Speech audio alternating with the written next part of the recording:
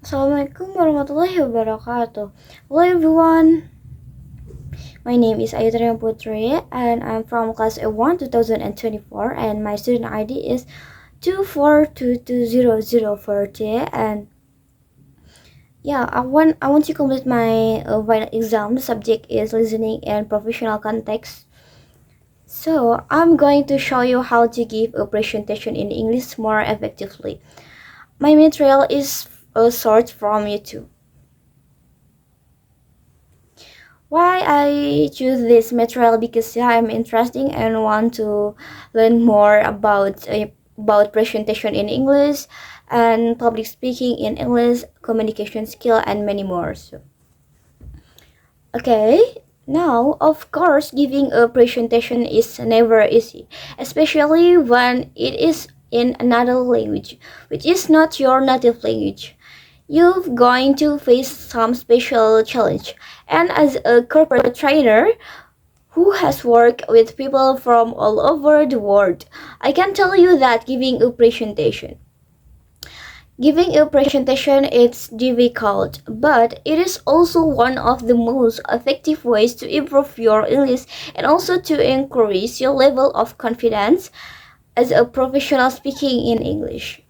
So let's look at some of the strategies that you can follow in order to give a presentation that is more successful.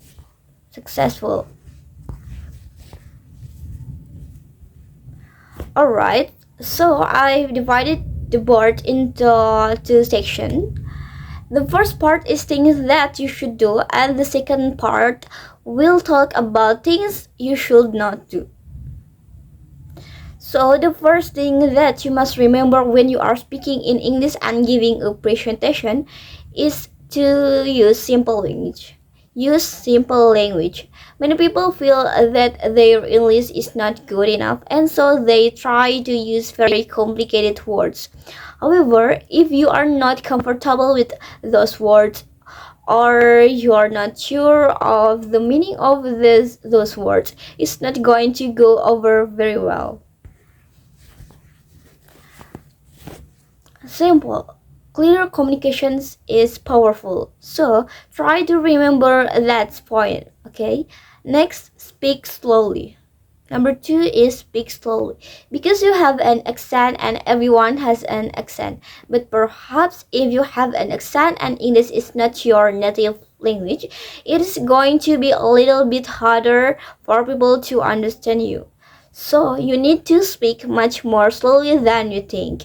So however slowly you think you are speaking, speak a little more slowly. It will only make it easier for other people to understand exactly what you are saying. Alright, the next point is to make sure to have your visual professionally edited. Make sure that an native English speaker or an editor has checked all your visuals. There's nothing that's compromised. The professionalism of a presentation that see grammatical errors or spelling errors in the visuals. So make sure to have your visual professionally edited. The next thing you want to do is to make sure to use more verbs rather than nouns. When you use a lot of nouns, it makes anything then you hear much heavier and difficult to understand. Let me give you a little example of that, okay? So for example, if I say the delivery of the package took place on Sunday afternoon. That's okay, it's not impossible to understand, but let's compare it to this. The post office delivered the package on Sunday afternoon. It's much easier in the second example because I use verbs rather than nouns. Next point, use active verbs rather than passive verbs. Let me give you another example. 5,000 apartments were rented by ABC Housing last month. That's an example of using passive verbs. 5,000 apartments were rented, right? Let's contrast that with the active verbs. ABC Housing rented 5,000 apartments last month. Okay, so you can see it much easier when you use the active verbs. The next point is if possible at all.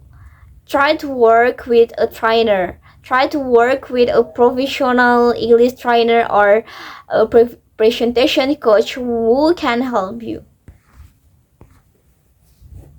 I'm going to talk about how to improve your presentation skills, who can give you feedback on how to improve what mistakes you are making. What are your strengths and weaknesses? It will be very, very helpful to you. So try to do that if you have the opportunity. The next point is to use a lot of transition words in your presentations. This helps your listener to know where you're going. So you can say, for example, furthermore, nevertheless, on the contrary, there less words explain.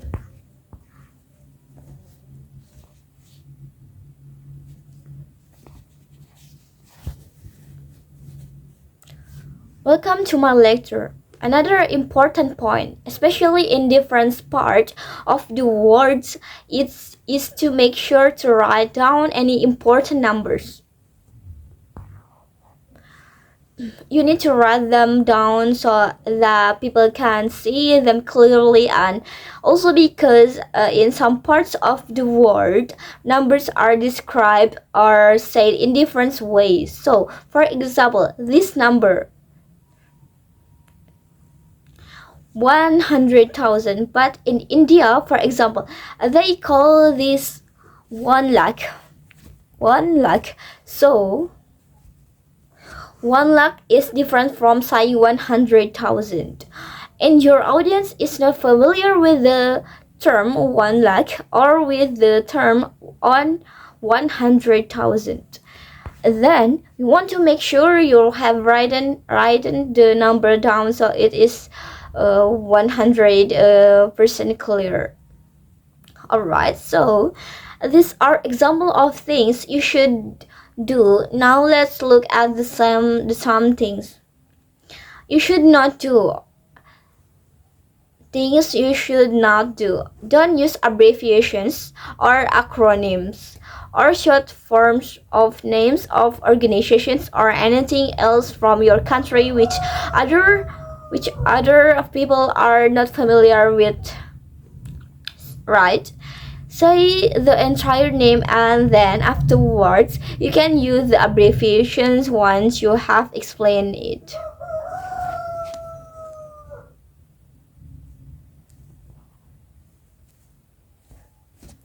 You also want to avoid jargon. Now, what is jargon? Jargon is the special kind of language that people who are in a particular field use when they speak to each other. So, for example, if you listen to computer guys speaking to each other, you will feel like you land on another planet because they speak language that only they can understand. So, when you are speaking to general audience, you want to avoid using jargon. Just use a regular plain English to explain what you mean. That way, you will reach more members of your audience. Also, make sure you avoid slang. Even though you might hear native English speakers using slang in their presentation, it is best that you don't use it, especially if you are not familiar with how to use it. Yeah, the worst thing is when we hear non-native English speakers using slang in an incorrect way because that doesn't sound professional at all, alright? And another point is to avoid crutch words. Now, what's a crutch word? For that, you have to know what's a crutch. Well, crutch are what people use.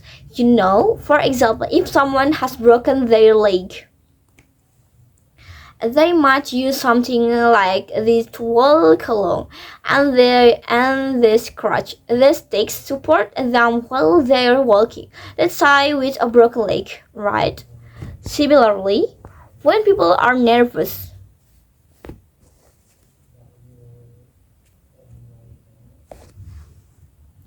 they sometimes use sounds instead of words while they're thinking of the right thought or words. So they might say, for example, like yeah, and things like that.